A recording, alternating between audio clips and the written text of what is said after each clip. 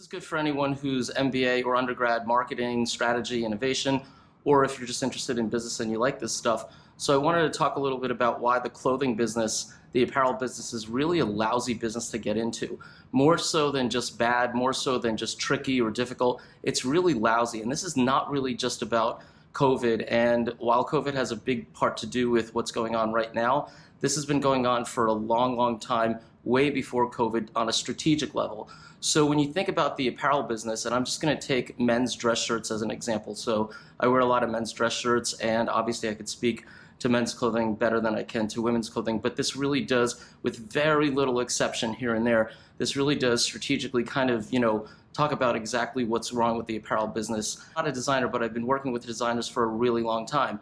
And as far as I know, there's only two types of men's shirts that exist from a, structural design standpoint, either knits or woven. So a dress shirt, or sometimes it's referred to as a button down, is a woven. So you've got everything else which falls into the knit category. T-shirts, sweaters, mock necks, turtlenecks, cardigans, all those types of things fall under the knits. A knit, you usually put it on and take it off over your head, and a dress shirt, you obviously, because it's got buttons, that's kind of how you take it off and put it on, right?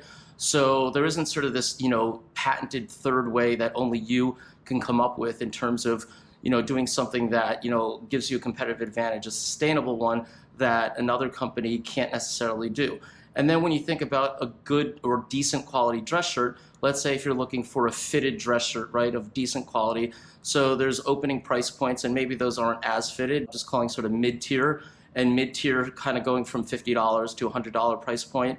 And then you've got, $100 to say $400, before you get into custom-made dress shirts. So within each of these respective tiers, there are their own, kind of competition among them. Different colors, whether they're stripes, whether they're solids. Where can you get a decent quality fitted dress shirt? Almost everywhere, literally almost everywhere, tons of places. So many brands have their own version of a fitted dress shirt, and lots of brands also have various versions of that. So you can get a fitted men's dress shirt with a point collar, with a tab collar, with a button, or sometimes called Oxford collar. You can get a spread collar, a semi-spread collar, an extreme spread collar, a cutaway collar, barrel cuffs. You can get French cuffs. You can get double barrel cuffs. You can get shaping darts in the back, plastic pearlized buttons. You can get plastic solid buttons. You can get actual pearl buttons. So then when it comes to, unique patterns or anything like that, is there something to be said about that? Maybe, although I don't even really think that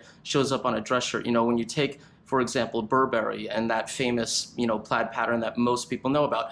Yeah, fine, you can't copy the Burberry pattern, but that's really an exception to the rule. When you talk about men's dress shirts, they're either going to be solids, or they're going to be, maybe a stripe, a check, a herringbone, whatever, something like that. I mean, men's fashion has a little bit of fashion in it, but not all that much. Clearly not as much as women's fashion does. So really from that, perspective of either some type of aesthetic design or aesthetic pattern, there's really nothing to be said about that in terms of what you might be able to patent. Those of you who know me, yes, admittedly, I probably talk about Les Wexner more often than maybe I should, but I had a really good run working at limited brands, and at some point about maybe up to 18, 20 years ago, Les Wexner and limited brands, they used to own a decent amount of apparel brands. Les started his empire with an apparel brand called The Limited, but up until the late 90s and even throughout a little bit of the early 2000s, limited brands, we owned Express, Abercrombie, and so on.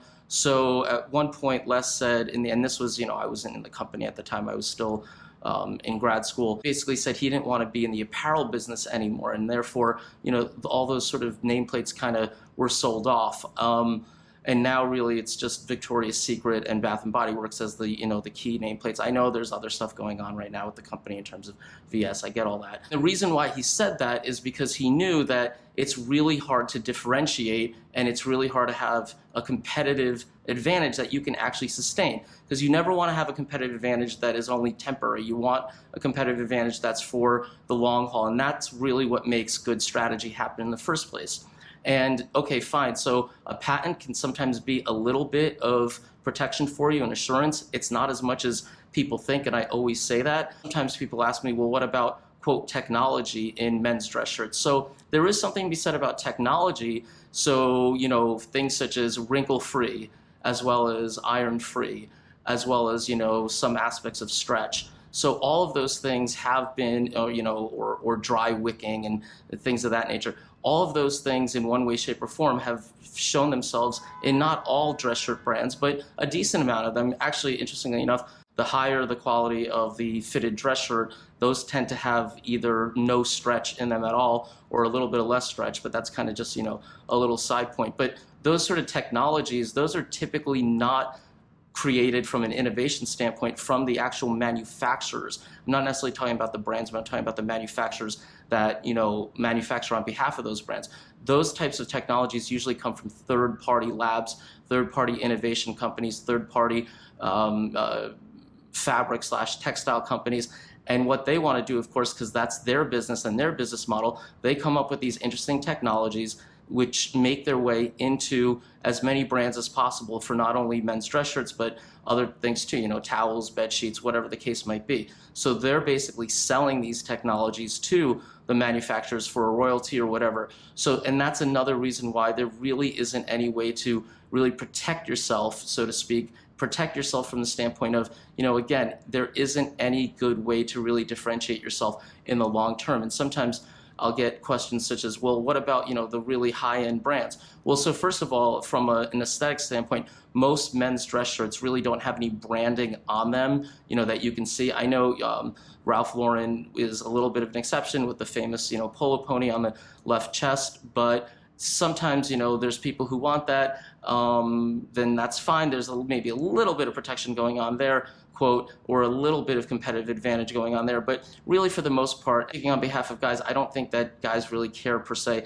Guys care about the brand of their dress shirt in terms of the dress shirt brands that make sense for them, that fit the best, that they're happy with, that falls into their price point, if price point's an issue, that kind of thing. It's more about the brand looking at it from that standpoint. It's not about really kind of having the branding, sort of on the actual shirt that other people can see from that sort of consumer behavior motivation standpoint. So that really doesn't make any kind of, play here. Of course, there is going to be a difference in quality as well as fit from a $30 men's dress shirt versus a $100 dress shirt. Yes, that's not what I'm saying.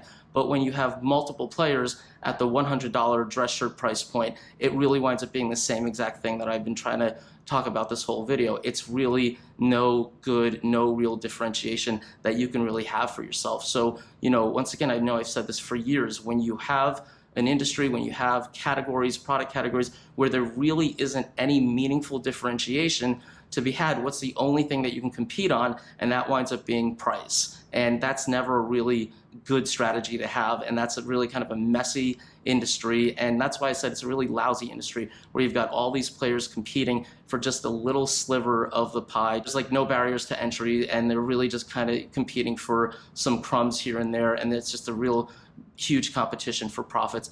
And it's not a good business to be in. It's not just that it's tough, it's just that maybe once upon a time it was a good business to be in where there weren't as many players and there was more differentiation. But that stopped a long time ago, at least 25, 30 years ago. So now you know from a strategic standpoint why the apparel business has always sort of been, for a long time at least, a really lousy business to be in, and it's probably not something that anyone would really want to get into these days from the start. So send me your comments and questions, and each week you'll get a chance to win a copy of my book. And I'll answer your comments and questions during the QA video for that week.